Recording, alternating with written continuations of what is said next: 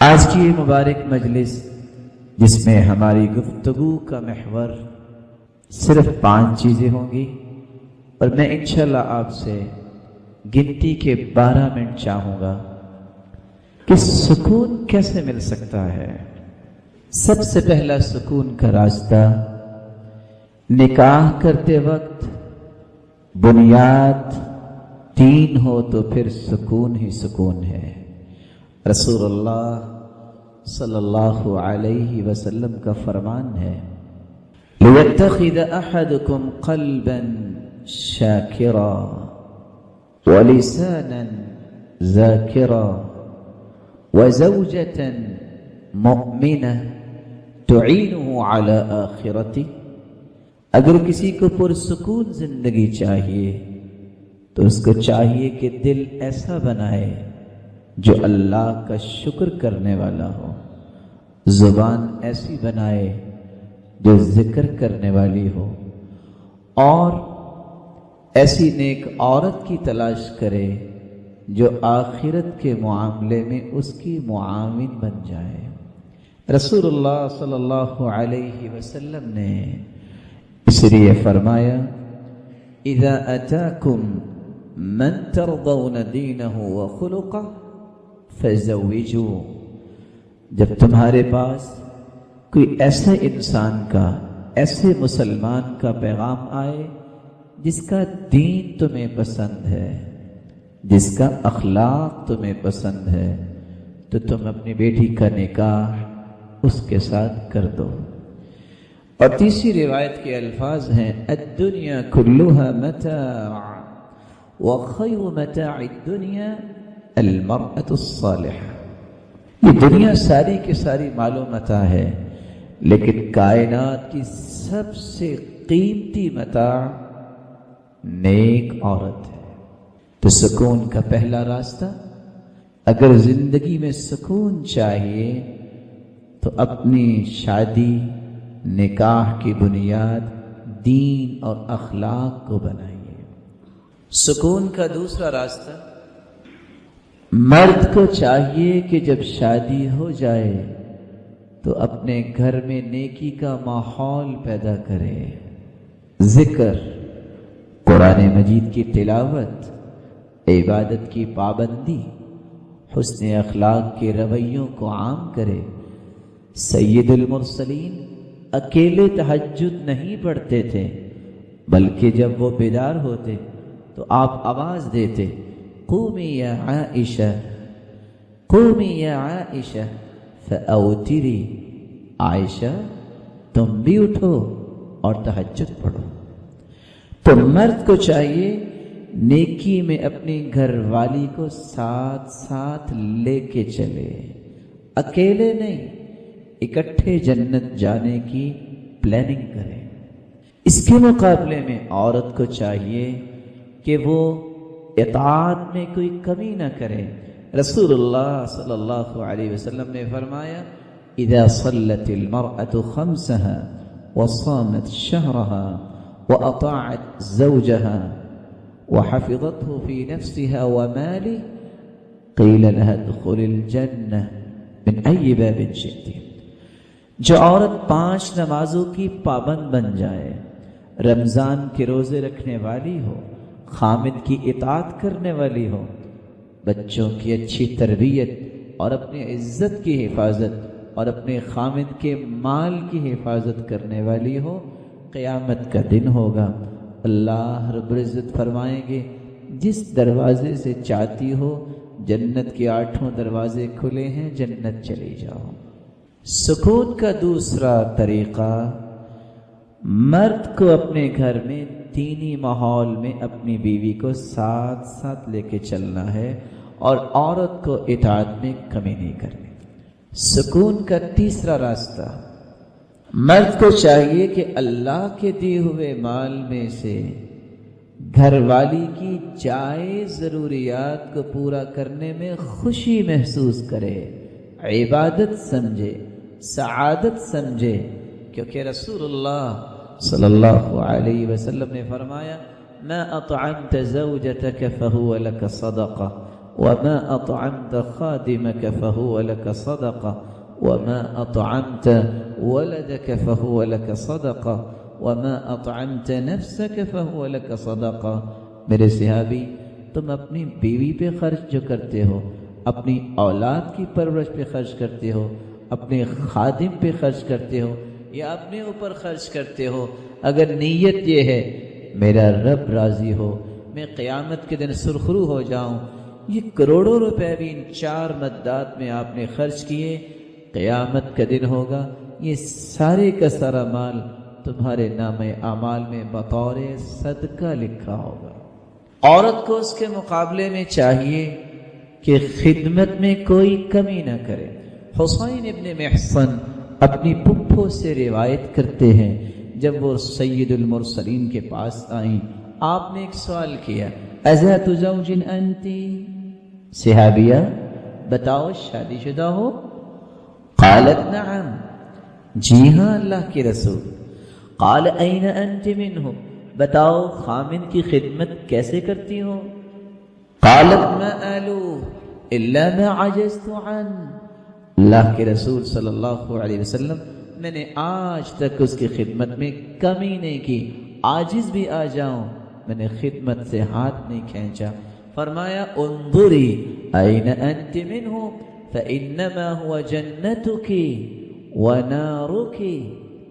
اس کی خدمت کا خیال کر لینا، خامد تیرے لیے جنت ہے یا جہنم ہے. اس کی خدمت کر لو گی، اسی حالت میں تمہیں موت آ جائے، ایما امرأة ماتت وزوجها عنها راض دخلت الجنہ. جو عورت اس حالت میں فوت ہو جائے، اس کا خامد اس سے راضی ہو، یہ عورت جنت میں جائے گی. اور کیا ہی خوب تربیت ہو، اللہ میری اور آپ کی بیٹیوں کی ایسی ہی تربیت ہو. وہ غار حرا، آج جوان بھی اگر غار حرا جانا چاہے، یہ الگ بات ہے کہ وہاں جانا کوئی سنت نہیں، لیکن جوان کی جوانی کو پتہ چل جاتا ہے کہ میں کہیں چڑھا ہوں. سیدہ خدیجہ گھر سے کھانا پکاتی ہیں، ٹفن ٹائپ برتن میں ڈالتی ہیں، معہا اناء فیہ طعام او شراب او ادام. ابھی وہ غار حرا پہنچی نہیں، ہواؤں اور فضاؤں میں تیرتے ہوئے جبریل پہلے پہنچ گئے کہ یا رسول اللہ صلی اللہ علیہ وسلم ان هذه خدیجہ قد اتتک. سیدہ خدیجہ تشریف لا رہی ہیں، اس کے پاس ایک برتن ہے، اس میں کھانا پینا بھی ہے اور ضرورت کی چیز بھی ہے. فَإِذَا أَتَتْكَ، سرتاج رسول جب خدیجہ آ جائے، وہ کھانا کیسے پکا ہوگا؟ اوون نہیں تھا، بجلی گیس نہیں، نہ جانے کیسے پکایا ہوگا. پھر عورت ذات پہنچ رہی ہے غار حرا میں، کہا جب وہ آ جائے تو پہلا پیغام اس کو دینا کہ تیرا رب تجھے سلام کہتا ہے. وَمِنِّي، میں سرتاج ملائک ہوں، سرتاج رسول، میرا بھی سلام پیش کرنا. تیسری بات، وَبَشِّرْهَا بِبَيْتٍ فِي الْجَنَّةِ، خوشخبری بھی دے دینا کہ جنت میں تیرا گھر اللہ نے تیار کر دیا. لَا نَصَبَ فِيهِ وَلَا صَخَبْ، پہاڑ پہ چڑھتی ہے، کوئی بھی چڑھے تھکاوٹ بھی ہے اور کانوں میں شور سا محسوس ہوتا ہے. کہا خوشخبری دے دینا وہ گھر ایسا ہوگا نہ کبھی تھکاوٹ ہوگی نہ کبھی کچھ شور آئے گا. سکون کا چوتھا راستہ، مرد کو چاہیے حسن معاشرت کرے. حسن معاشرت اٹ مینز کہ چھوٹی بات کو پہاڑ نہ بنا دے، ڈائیورس تک نہ چلا جائے، بلکہ خیرکم خیرکم لأہلی وانا خیر لأہلی. مسلمانوں، تم میں بہترین وہ ہے جو اپنے گھر والی کے معاملے میں بہترین ہے، اور میں اپنی گھر والی کے معاملے میں بہترین ہوں. کون کہہ رہے ہیں؟ اللہ کے رسول صلی اللہ علیہ وسلم. سیدہ عائشہ سے اسود نے سوال کر دیا رضی اللہ عنہما، ماذا يصنع النبی فی بیتی، اللہ کے رسول صلی اللہ علیہ وسلم گھر میں کیا کرتے تھے، آپ کے معمولات مبارکہ کیا تھے؟ تو جواب کیا آیا؟ کان فی محنتی اہلی، ہم اللہ کے رسول کی بیویاں آپ کی خدمت تو کرتی تھیں، لیکن آپ کا اتنا حسن رویہ تھا، محسوس یہ ہوتا تھا کہ اللہ کے رسول ہماری خدمت کر رہے ہیں۔ سکون کا چوتھا راستہ، مرد کو حسن معاشرت قائم کرنا چاہیے، اچھا ماحول، روبتن غنا، لہلہاتا ہوا باغیچہ اپنے گھر کو بنائے۔ ایسا پرسکون ماحول تب آئے گا جب ان اصولوں کی روشنی میں ہوگا۔ اور عورت کو اس کے مقابلے میں کیا کرنا چاہیے؟ ٹالریٹ کرنا چاہیے۔ اس کے اندر جب تک ٹالرنس نہیں ہوگا، صبر نہیں ہوگا، اس کے اندر سنجیدگی اور متانت اور مزہ پر نہیں ہوگا، گھر نہیں چلا سکے گی۔ ہو سکتا ہے آفس سے آئے غصے کی حالت میں ہو سکتا ہے اللہ نہ کرے لاسز ہو گئے، کسی کیراسٹی میں نہ جا چکا ہو کہ اب کیا بنے گا، اس کو سنبھالا ام سلیم کی طرح دے، اس کو سنبھالا خدیجہ کی طرح دے، اور رملہ بنت زبیر کے جواب سن لیجئے اور سکھائیے۔ خالد بن یزید جن کی شادی رملہ بنت زبیر سے ہوئی، کچھ گرم مزاج تھے، ایک دن غصہ کیا اور وہ خاموشی سے بیٹھی رہی، انہوں نے اور غصہ کیا، بھلا کیوں؟ اس لیے خاموش بیٹھی ہو، میں غلط کہہ رہا ہوں؟ یا اس لیے خاموش بیٹھی ہو شکایت کرو گی؟ اس نے 3 جواب دیے۔ فابتسمت، مسکرا کے اسمائل پاس کیا تاکہ کول ڈاؤن ہو جائیں۔ دوسرا جواب، لا هذا ولا ذاک، نہ اس لیے خاموش ہوں کہ آپ نے کچھ غلط بولا، نہ اس لیے خاموش ہوں کہ میں شکایت کروں گی۔ تیسرا جواب، انما نحن رياحين للشم والضم ما لنا وللدخول بين الرجال، ہمیں تو اللہ نے پھول بنایا ہے اور پھولوں کا کام ہوتا ہے خوشبو دینا، اور مردوں کے معاملے میں عورتوں کو انوالو ہونے کا تو کوئی معنی نہیں ہے۔ یہی وہ بصیرت کا جواب تھا۔ 24 سال خالد بن یزید زندہ رہے، دوبارہ زندگی میں غصہ کرنے کی نوبت نہیں آئی۔ آخری اور 5واں علاج، سکون چاہیے، قرآن کی 3 آیتوں کو ضرور پڑھیے گا۔ اور نوجوان یوتھ گھر جو بن چکے ہیں یا جو کہتے ہیں ایکسٹرا آرڈنری ماہر ہے، بڑا اس کا لینتھ ایکسپیرینس ہے دنیا میں، لیکن گھر میں سکون نہیں، وہ ان 3 آیتوں کو ضرور سمجھے۔ پہلی آیت، وَمِنْ آيَاتِهِ أَنْ خَلَقَ لَكُم مِّنْ أَنفُسِكُمْ أَزْوَاجًا لِتَسْكُنُوا إِلَيْهَا وَجَعَلَ بَيْنَكُم مَّوَدَّةً وَرَحْمَةً إِنَّ فِي ذَلِكَ لَآيَاتٍ لِقَوْمٍ يَتَفَكَّرُونَ۔ اللہ کی نشانی ہے، اللہ نے آپ کے لیے بیوی کا بندوبست کیا ہے۔ لفظ کیا ہے؟ بڑے خوبصورت، لِتَسْكُنُوا إِلَيْهَا، سکون اس کی طرف جا کے حاصل کرو۔ یہ نہیں کہا لِتَسْكُنُوا مَعَهَا، بس ساتھ رہو سکون ملے نہ ملے، یہ نہیں کہا۔ لِتَسْكُنُوا إِلَيْهَا، ایک تو بیوی کو سکون کہا ہے۔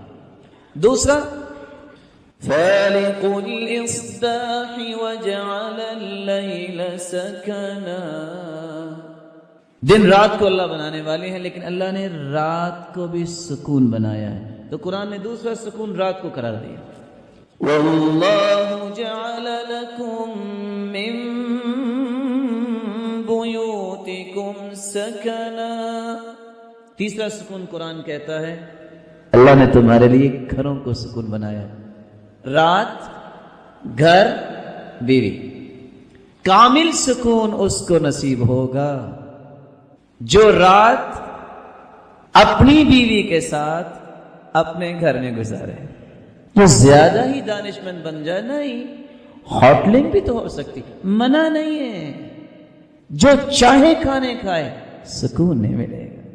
جو کہے پھر کیا بیوی گھر میں سو جائے، میں باہر کہیں سو جاتا ہوں، یا اپنی بیوی نے کسی اور جگہ چلا جاتا ہوں، سکون نہیں۔ کامل سکون کا خوبصورت نظریہ قرآن نے پیش کیا ہے۔ رات گزارو اپنے بچوں کے ساتھ اپنے ہی گھر میں، دعا کیجیے اللہ رب العزت سکون کے یہ پانچوں راستے ہمیں سمجھا دے، اور اس کی روشنی میں ہم اپنی زندگی کو ترتیب دینے والے بن جائیں۔ جتنے بیٹھے ہیں، جو گھر بن چکے ہیں یا بننے جا رہے ہیں یا کل کلاں بنیں گے، اللہ سب کو سکون والی زندگی نصیب فرمائے، دنیا میں بھی، قبر میں بھی اور حشر میں بھی سکون نصیب فرمائے۔ وآخر دعوانا الحمدللہ۔